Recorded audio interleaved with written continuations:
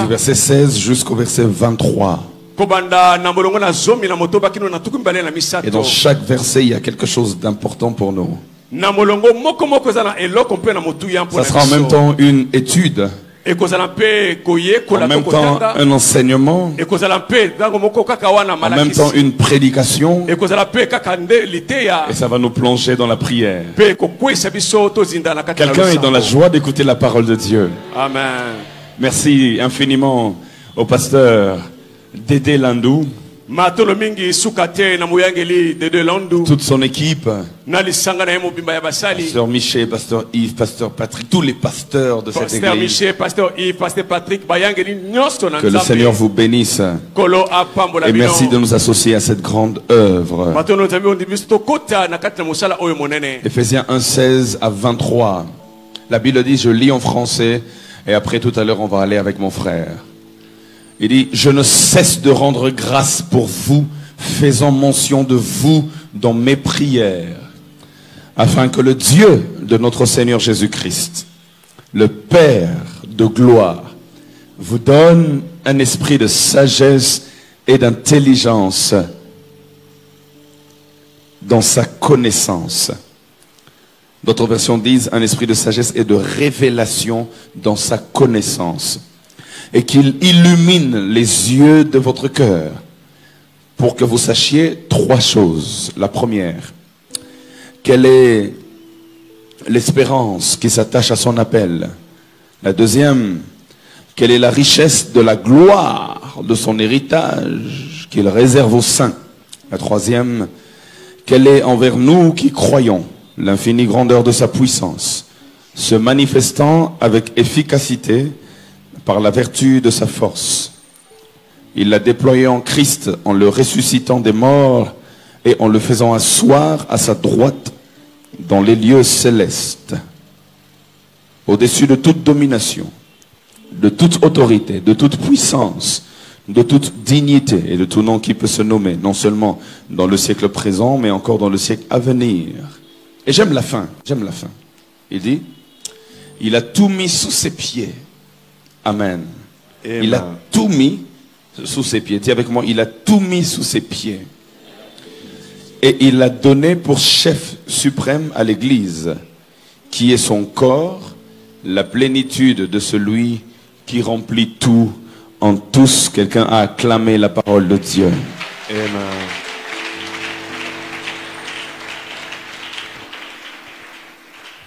Vous m'excuserez pour ma voix, ça fait depuis 2 semaines que j'enchaîne. Matin, midi, soir, depuis 2 semaines j'enchaîne. Mais le Seigneur renouvelle nos forces. Amen. Alors l'apôtre Paul est en train de prier. Une prière profonde. À un moment donné, durant mon parcours, j'ai fait une étude sur les prières de Paul dans ses épîtres. À chaque fois qu'il priait dans les épîtres, c'est toujours extraordinaire parce qu'il y a une profondeur dans la prière. On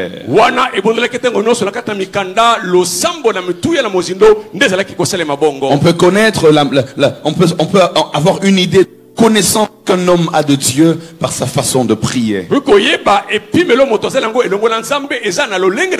La façon de prier me révèle le genre de révélation que tu as de Dieu. Et il dit, je ne cesse de rendre grâce pour vous, faisant mention de vous dans mes prières. Et puisqu'on parle de la gloire de Dieu, le verset 17 a commencé à m'intéresser. Il dit, je prie afin que... Regardez le sujet de ma prière. Dans ma prière, je veux que le Dieu de notre Seigneur Jésus-Christ, le Dieu de notre Seigneur Jésus-Christ, il dit le Père de gloire, la gloire lui est attachée. Le Père de gloire, il dit qu'il vous donne un esprit de sagesse et d'intelligence ou encore de révélation dans sa connaissance. J'aime comment Louis II l'a écrit, mais je préfère lire dans la version Semeur. Ceux qui ont Semeur vont se retrouver, mais ceux qui n'ont pas Semeur, écoutez-moi très bien. Il dit, je prie afin que le Dieu de notre Seigneur Jésus-Christ, le Père qui possède la gloire, là où Louis II dit le Père de gloire, Semeur dit le Père qui possède la gloire. Et Louis II dit qu'il vous donne un esprit de sagesse et de révélation. Mais Semeur dit ici, il dit le Père qui possède la gloire, qu'il vous donne par son esprit la sagesse et la révélation. J'aime beaucoup cette version, parce qu'il n'y a pas un esprit de sagesse et un esprit de révélation. Tout ce qu'il y a, c'est le Saint-Esprit. Et le Saint-Esprit, c'est lui qui donne la sagesse et la révélation. Est-ce que je parle à quelqu'un? Alors Semeur le traduit très bien. Il dit le Père qui possède la gloire, il vous donne. Mais comment il vous donne? Il vous donne par son esprit. Il vous donne par le Saint-Esprit. Il vous donne la sagesse. Et il vous donne la révélation. Lui, il possède la gloire. Ok, j'ai commencé à analyser. Je sais que normalement, si ma seule possession, c'est cette bouteille d'eau, c'est-à-dire que je ne peux que donner cette bouteille d'eau. Il y a un dicton même qui dit en français, il dit ceci: même la plus belle femme du monde ne peut donner que ce qu'elle a. Ce que tu n'as pas, tu ne peux pas donner. Maintenant, qu'est-ce que le Père a? Semeur dit le Père, il a la gloire. Le Père, il possède la gloire. Mais alors Paul, rend-nous la chose facile. Si il possède la gloire, si il a la gloire, alors prie afin qu'il nous donne la gloire. Mais Paul dit ceci: le Père qui possède la gloire, je prie qu'il vous donne non pas la gloire, mais qu'il vous donne la sagesse et la révélation. Mais tu aurais pu simplement dire: je prie que le Père qui possède la sagesse et la révélation vous donne la sagesse et la révélation. Pourquoi tu nous compliques? Tu dis qu'il possède la gloire, mais tu dis qu'il nous donne autre chose. J'aimerais dire à quelqu'un, nous entrons dans une saison où le Père qui possède la gloire va nous donner les choses dont nous avons besoin. Mais maintenant le problème c'est que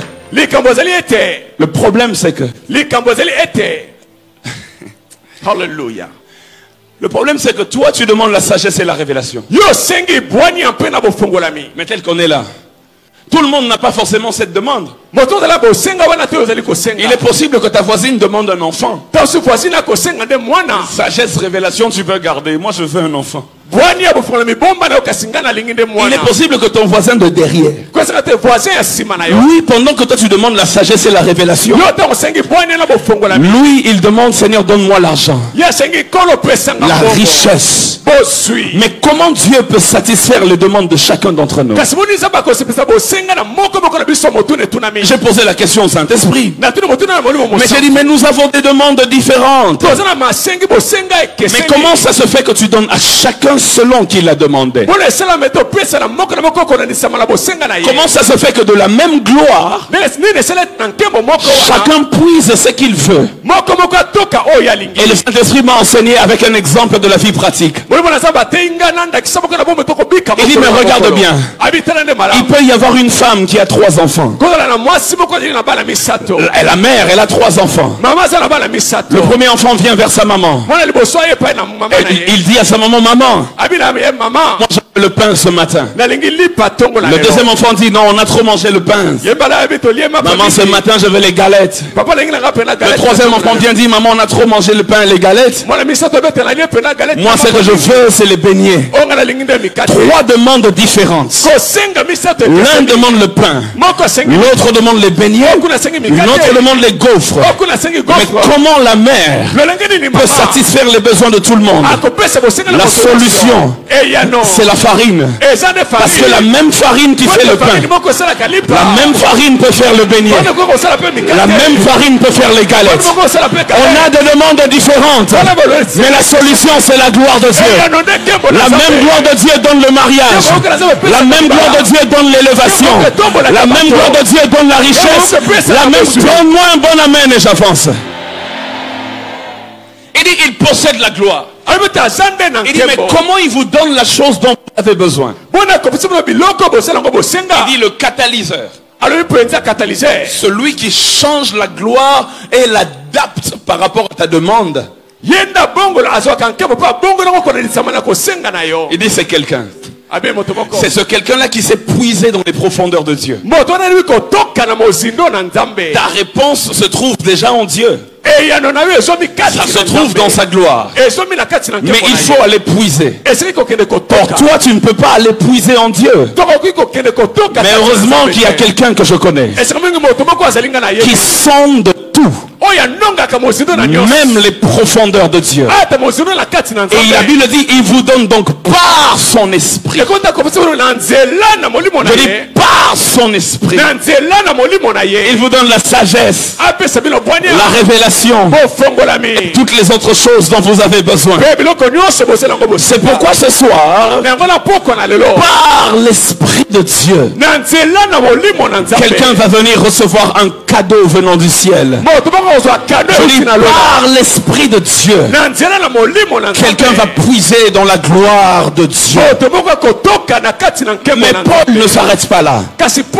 Il dit, vous voyez, cette gloire, elle est extraordinaire.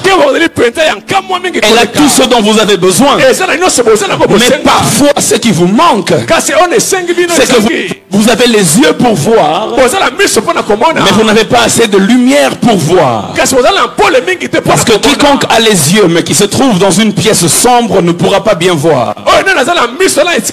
C'est-à-dire qu'au-delà des yeux pour voir, il faut la lumière pour bien voir. C'est pourquoi Paul dit qu'il ne vous donne pas des yeux, vous avez déjà les yeux. Mais qu'il illumine les yeux de vos cœurs,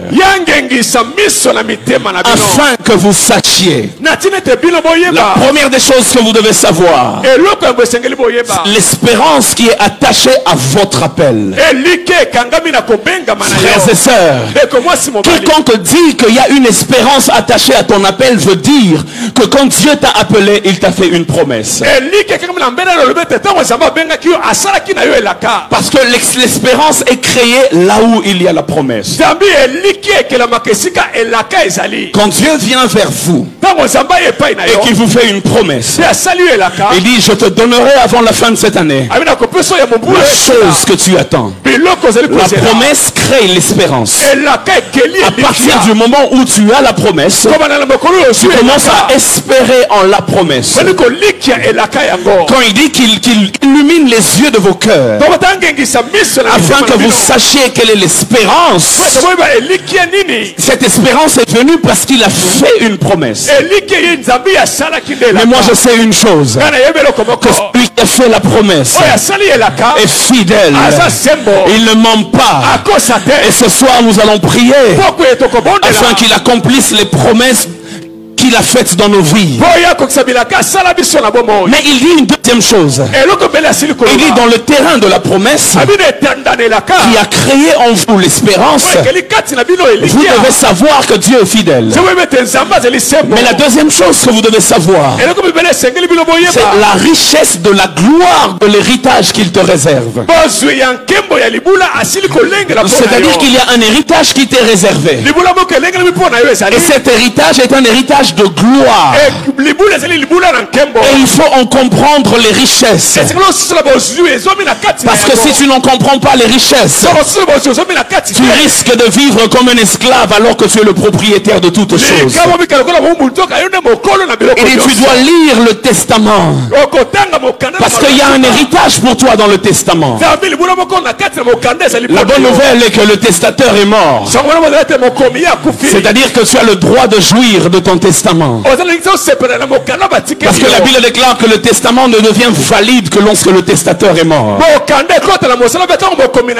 Heureusement pour nous, le testateur Jésus-Christ était mort. Et au-delà d'être mort, c'est-à-dire il a donné la validité au testament qui t'a été donné. Mais au-delà d'être mort, il est en plus revenu à la vie afin de suivre que vraiment tu reçoives tout ce qu'il a écrit dans son testament que tu dois recevoir. Il y a une richesse qui est attachée à ton appel. Il y a une richesse qui est attachée au fait que tu es devenu enfant de Dieu.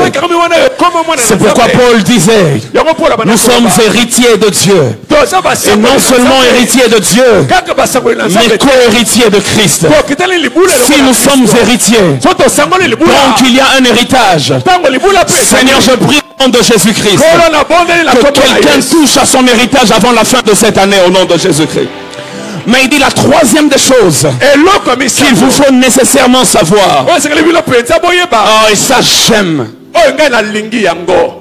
Alléluia. Là je m'arrêtais 5 minutes. Il dit vous devez savoir troisièmement. Quelle est l'infinie grandeur de sa puissance?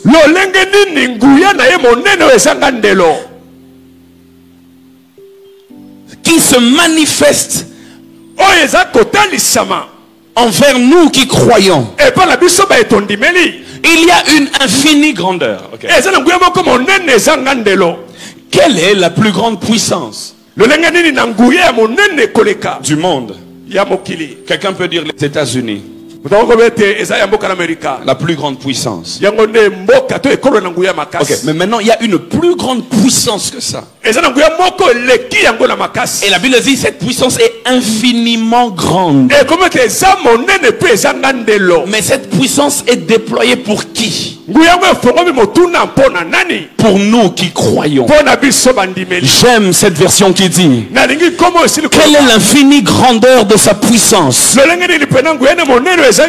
déployée pour nous à chaque fois que nous croyons.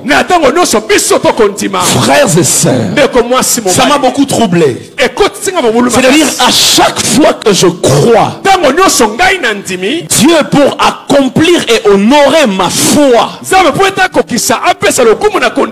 il déploie en ma faveur non pas une partie de sa puissance, mais l'infinie grandeur de sa puissance. Mais Seigneur, c'est exagéré. Parce que parfois je crois seulement que tu vas me donner le pain le matin. C'est une petite chose. Parce que parfois je crois seulement qu'à la fin du mois j'aurai l'argent pour mon loyer. C'est une petite chose pour toi qui est infiniment grande. Mais à chaque fois que tu crois, Dieu ne libère pas une partie de sa puissance pour accomplir l'objet de ta foi. À chaque fois que tu crois, Dieu libère l'infinie grandeur. Je vais essayer de te faire comprendre ça avec un exemple pratique. Imaginez que la Russie, qui est une grande puissance, ou encore imaginez que l'Union européenne, tous les pays d'Europe se mettent ensemble pour aller combattre les États-Unis. C'est normal que les États-Unis, pour répondre, afin de riposter, c'est normal qu'ils utilisent toute leur puissance. Parce que l'Union européenne est aussi une grande puissance. Quand il y a un grand défi, alors je libère une grande puissance. Mais maintenant imaginez qu'il y ait un petit voleur. Ce n'est pas l'Union européenne. C'est juste un petit voleur du quartier qui est venu et qui a volé dans ta boutique. Maintenant toi tu appelles les États-Unis. Tu dis oh grande puissance, un petit voleur a volé dans ma boutique. Maintenant les Américains, au lieu d'envoyer juste un seul commando, attends vous-même, c'est juste un petit voleur. Envoyer un petit commando. Maintenant eux, ils envoient toute l'infinie grandeur, puissance de leur armée. Et tous les avions de guerre, et même les sous-marins militaires, et même les chars de combat venir dans la capitale, à Kinshasa. On dit mais il y a une guerre ou quoi?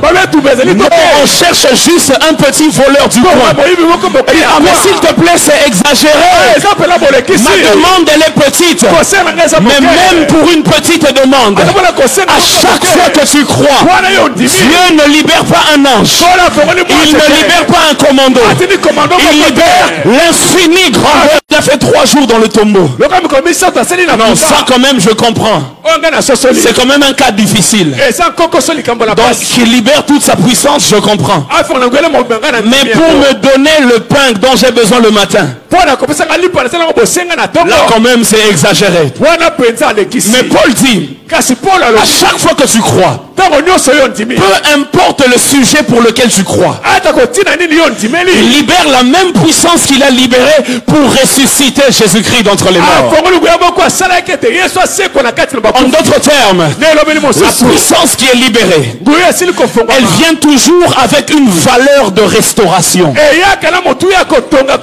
Parce que Jésus-Christ d'entre les morts, la vie avait quitté son corps, mais la puissance de Dieu qui est libérée par le Saint-Esprit en ta faveur vient redonner la vie là où il n'y avait plus de vie. Et il dit la deuxième des choses que cette puissance a faite, c'est que cette puissance, c'est la même qui a élevé Jésus et qui l'a fait asseoir à la droite de Dieu. La puissance de Dieu fait 2 choses. Elle restaure là où il y avait déchéance, et elle vient t'enlever du milieu des autres et te placer au-dessus. Je suis en train de voir Dieu prendre quelqu'un au milieu de tous, commencer à l'élever par sa puissance. Je suis en train de prophétiser sur l'église mission apostolique Golgotha.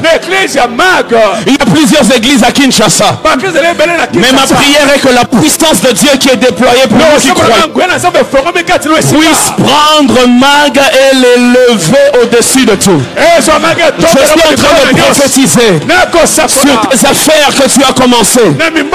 Plusieurs autres ont des affaires, mais que la puissance de Dieu prenne tes affaires et les élève au-dessus de tout. Je suis en train de prophétiser pour ton mariage.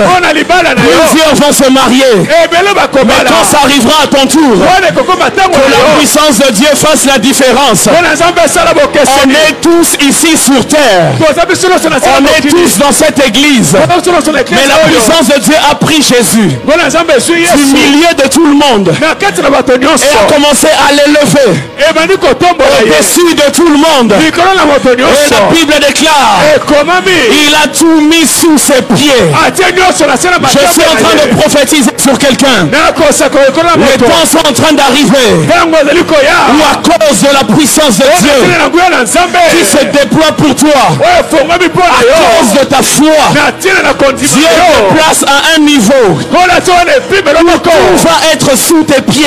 C'est là la gloire de Dieu. La gloire de Dieu, c'est-à-dire que tu tu n'es plus dérangé par quoi que ce soit. C'est-à-dire que tu as atteint un niveau où même quand sur terre il y a le déluge, au ciel le Seigneur est calmement assis sur son trône. La Bible déclare que les disciples de Jésus étaient ballottés par le vent. La mer les dérangeait, le lac les dérangeait, les eaux les dérangeaient. Ils ont failli se noyer. Mais la Bible déclare, à la 4e veille de la nuit, ils ont vu Jésus-Christ marchant sur les eaux, comme pour leur dire, la chose là qui vous dérange, moi je marche dessus. Je suis en train de prophétiser sur quelqu'un. La chose qui dérange les autres, toi tu vas marcher dessus. Je connais un âne dans l'Ancien Testament, l'âne de Balaam. La Bible déclare Balaam a pris un bâton, a frappé son âne, parce que l'âne ne voulait pas aller dans la même direction. Mais je connais aussi un autre âne dans le Nouveau Testament. Cet âne-là, il n'a pas été frappé, mais il marchait sur les bâtons, il marchait sur les plantes, il marchait sur les rameaux. La chose qui a frappé tes prédécesseurs, Dieu te donne la grâce de marcher dessus. Donne-moi un bon amen, j'ai envie de prêcher. J'aimerais dire à quelqu'un ce soir, Paul continue, il dit, il a tout mis sous ses pieds. Écoutez ce mystère. Et il a donné Jésus comme chef, c'est-à-dire comme tête à l'église qui est son corps. La Bible dit ceci. Il a tout mis sous ses pieds. Sous ses pieds. Et puis, le monsieur là, un peu comme le pasteur qui est là. La Bible dit sous les pieds. Il a tout mis sous ses pieds. Maintenant il dit, maintenant toi, tu seras seulement la tête du corps. Mais et les pieds appartiennent à qui? Parce que si je suis seulement la tête, et le corps c'est qui?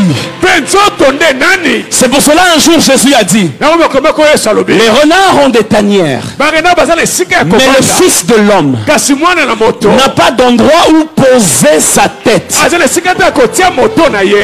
Mais Jésus, tu avais des partenaires, mais tu avais des endroits où dormir. Jésus ne voulait pas dire qu'il manquait de maison où dormir, mais Jésus voulait dire que tant que le corps ne lui a pas été donné, tant que le corps de Christ ne lui a pas été formé, il est comme une tête qui marche et qui n'a pas d'endroit où se poser. Mais maintenant il a tout mis sous ses pieds. Et le corps c'est quoi? Le corps c'est toi, le corps c'est moi, le corps c'est l'église. Jésus est la tête, nous sommes le reste du corps. En d'autres termes, les mains c'est toi, les pieds c'est toi. Mais la Bible dit, il a tout mis sous ses pieds. Si c'est sous ses pieds, donc c'est sous toi, parce que les pieds, si c'est sous ses pieds, comme je marche dessus, c'est pourquoi il a dit, voici je vous ai donné le pouvoir de marcher sur les serpents, de marcher sur les scorpions et sur toute la puissance de l'ennemi, et rien ne pourra vous nuire. Il a tout mis sous ses pieds et il a fait que ses pieds deviennent toi. Si c'est sous les pieds de Jésus, donc c'est sous mes pieds à moi. Parce que je suis assis avec lui.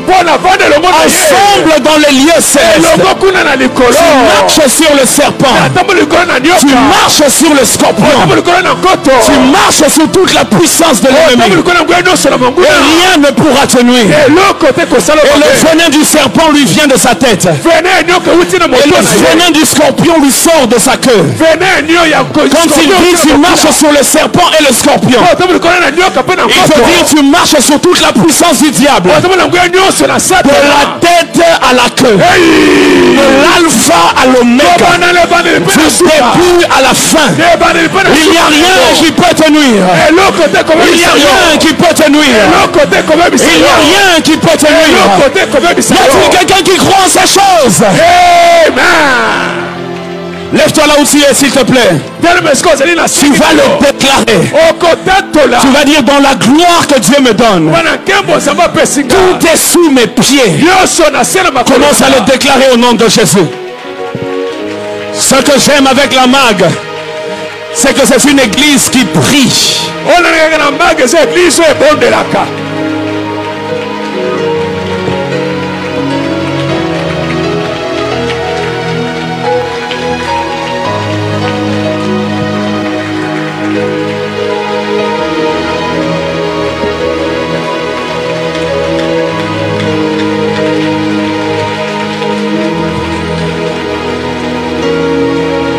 Cette maladie est sous tes pieds ce soir. Ce chômage qui te dérange est sous tes pieds. Il a tout mis sous ses pieds. Il a tout mis sous ses pieds.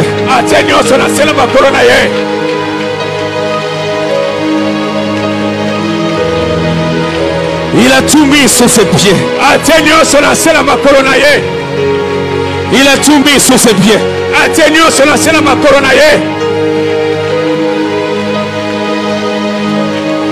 Il a tout mis sous ses pieds.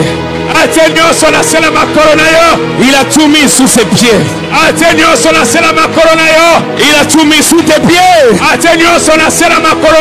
Commence à marcher sur le serpent. Commence à marcher sur le scorpion.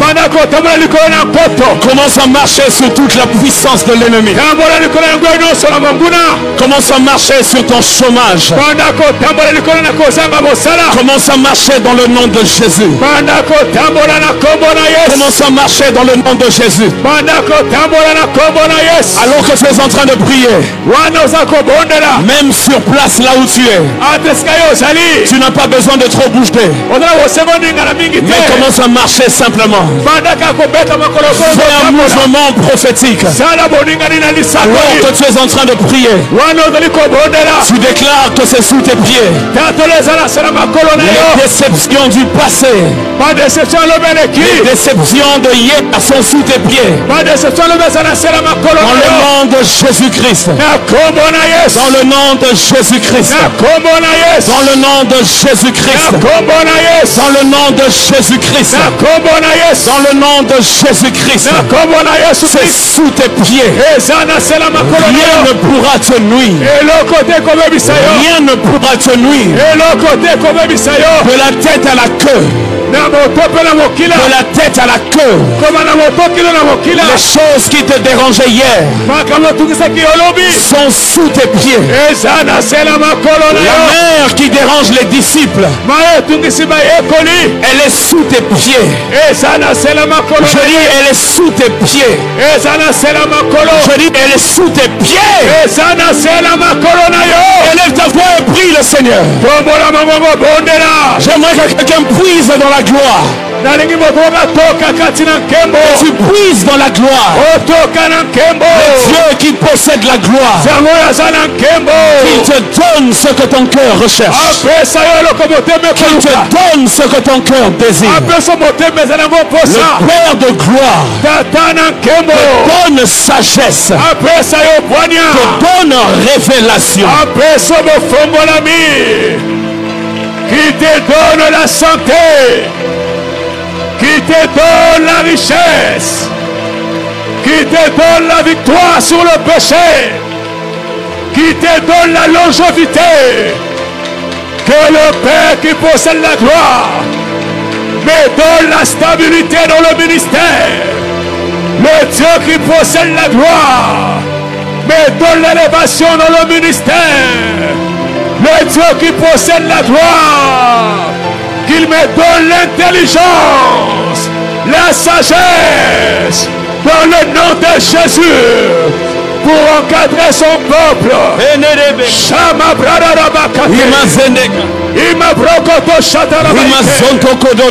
Alléluia. Le Père qui possède la gloire te donne par son esprit. Oui, puise. Oui, puise. Oui, puise au nom de Jésus. Oui, puise au nom de Jésus. Oui, puise au nom de Jésus. Oui, puise au nom de Jésus. Oui, puise au nom de Jésus. Oui, puise au nom de Jésus. Oui, puise au nom de Jésus.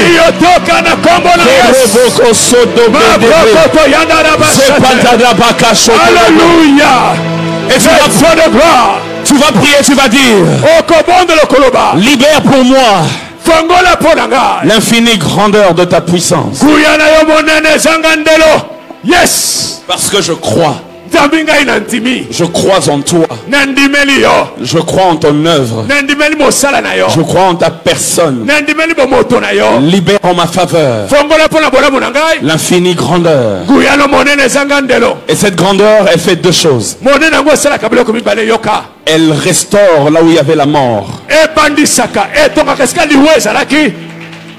Et elle élève au-dessus de toutes choses.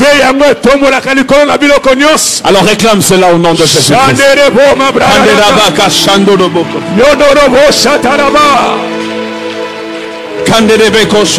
L'infinie grandeur de ta puissance,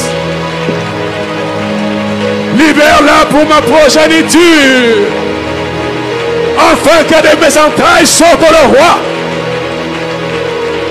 Libère en ma faveur l'infinie grandeur de ta puissance, afin que je puisse avoir de la stabilité dans le foyer, dans le ministère, dans la vie de tous les jours. Libère en ma faveur l'infinie grandeur de ta puissance. Jésus, Jésus, Jésus, pour recevoir la vie qui vient de toi, la régénération, restauration, élévation, bonne santé, encouragement par le Saint-Esprit, l'amour pour mes enfants, l'amour pour ma femme. Libère, libère, libère, libère. Déclare, libère pour moi, libère pour moi. Qu'est-ce que tu veux voir? Qu'est-ce que tu veux toucher? Il est question de cœur qui demande à Dieu. C'est je vois les exaucements. Je vois des personnes qui sortent avec des témoignages clairs, nets et précis. Avec la chose, je vois quelqu'un sortir d'ici en disant: vomis ce qui m'appartient.